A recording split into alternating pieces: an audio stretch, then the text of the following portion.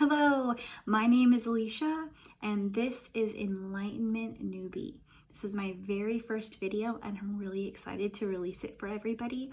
I decided to select how to smudge as my very first video to release because this is actually something that I have been doing for years.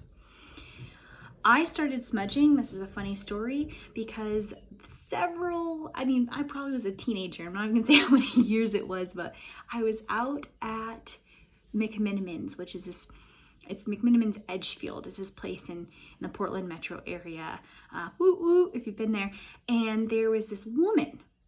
I didn't know this woman. It was dark, we were drinking, and she literally was out there with her friends, and she had this burning thing, and she was just putting smoke everywhere. And I asked her what she was up to, and she said that she was cleansing the space. I was hooked. It's like, can you do me? And she did, right there. And it was nighttime, and it was like on this putting green, and she just did it. I had no idea what it was about. I probably was intoxicated. I didn't know, right?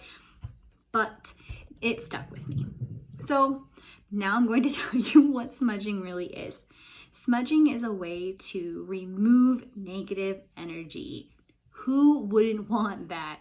You can not only smudge yourself, you can smudge objects, you can smudge your home, and you can smudge as much as you want. Some people do it daily. I smudge my area when I meditate. Smudge sticks or smudge let's call them bundles. They can be made of several different types of herbs or wood.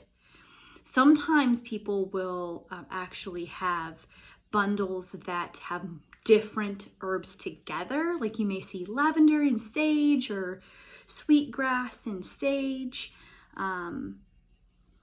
lavender and sweetgrass. Some people may put like crystals in their smudge bundle to kind of amplify. Usually it's clear quartz, kind of amplify that intention. And we're going to visit that a lot in this video, intention. But to start off, you may be wondering, what type of smudge stick should I get? Well, all of these herbs have different purposes or meanings behind them. Some of them might be spiritual, some of them might be for clear like bacterial type of cleansing. So white sage, blue sage, mugwort, dragon's blood, sweetgrass, rose, rosemary, Palo Santo. Those are just a few options for you. I'm going to do another video and really go into depth about what those do. But this video, I want it to be about options for you. So maybe you don't like the smell of burning white sage. I don't. So I decided that I'd prefer Palo Santo. I want to give you options about what you can actually find and burn, but I also want to tell you how to do it. So before you use sage, I'm going to use smudge and sage I'm going to mingle them up. I don't know the right word I'm looking for, but I'm going to switch it out. So I'm talking about the same thing. So if I start saying one thing and then saying another thing, they're the same thing. Saging, smudging, they're the same, okay? They're the same. So if you're going to smudge your home, I recommend smudging yourself first. The best way to do that is get your butt outside, put your feet in the ground, no shoes, no cement. I'm talking grass, mud, rainwater, it doesn't matter. Sand, whatever you got, put your feet on the ground. No socks, no shoes, just surface, okay? That's all we're doing. So you're going to go ahead and you're going to take your burning, so it should kind of there should be embers, your smolder, right? You're taking this smudge stick and you are tracing your body, and you are bringing the smoke and kind of washing yourself. You're washing yourself with this smoke. I always make sure to trace all of my extremities. I go underneath my feet.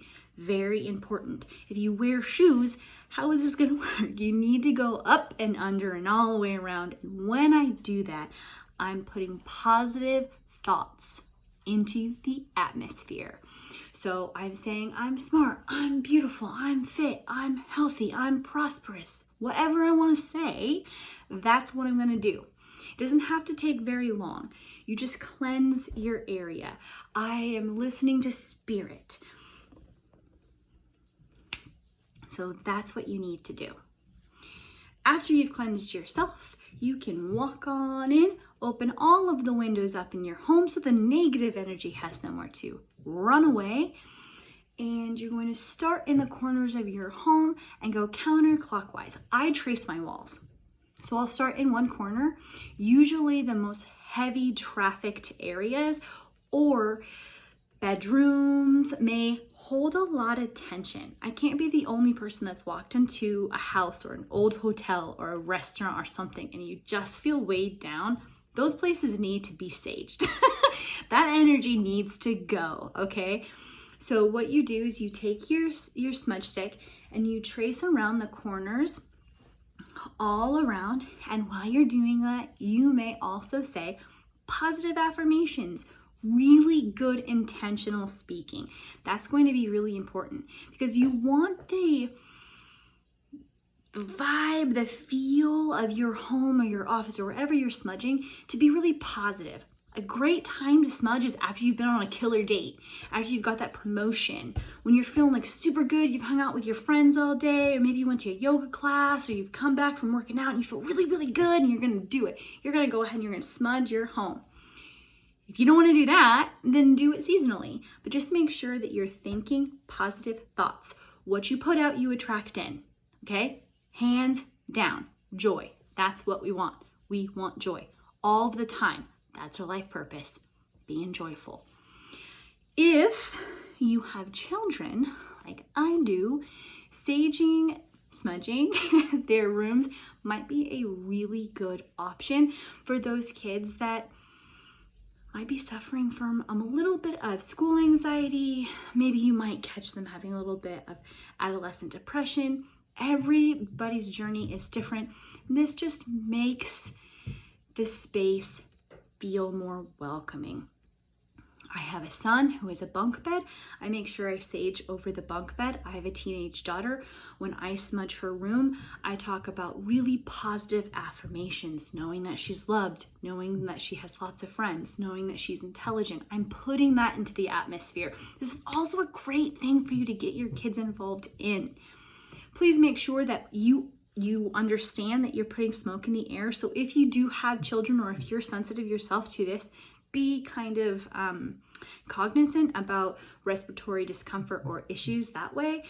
But there are some types of herbs that may be a little more,